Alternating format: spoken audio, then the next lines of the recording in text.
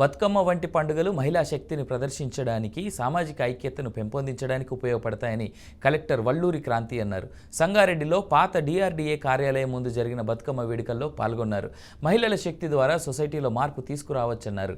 మహిళా సంఘాలు సొంత పరిశ్రమలతో ముందుకు వస్తే ప్రభుత్వం అన్ని విధాల సహకారం అందిస్తుందని కలెక్టర్ వల్లూరి క్రాంతి తెలిపారు.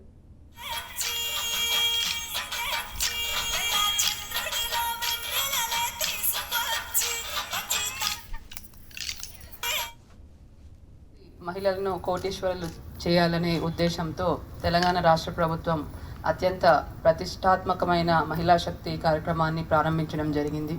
మరి దీని కింద ఆల్రెడీ మనము అమ్మ ఆదర్శ పాఠశాల కమిటీలు అని ప్రతి ప్రభుత్వ పాఠశాలలో కూడా ఏఏపీసీ కమిటీస్ ఫామ్ చేసుకున్నాము.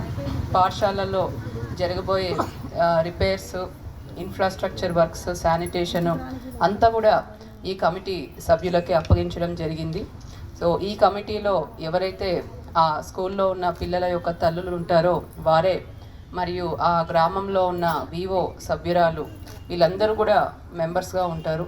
మరి ఈ కమిటీ ద్వారా ఆల్రెడీ మనము 20 కోట్ల పైచిలకు రిపేర్ వర్క్స్ అన్నీ కూడా మన జిల్లాలో చేయించాము.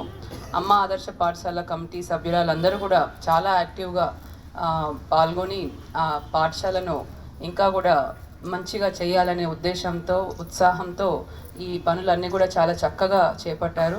వాళ్ళందరికీ కూడా అండ్ ఇక్కడ ఉన్న అందరికీ కూడా శుభాకాంక్షలు తెలియజేస్తున్నాను. దాంతోపాటు అమ్మ ఆదర్శ పాఠశాల కమిటీకి రిపేర్ వర్క్సే కాకుండా పాఠశాల నిర్వహణ, మెయింటెనెన్సు, శానిటేషన్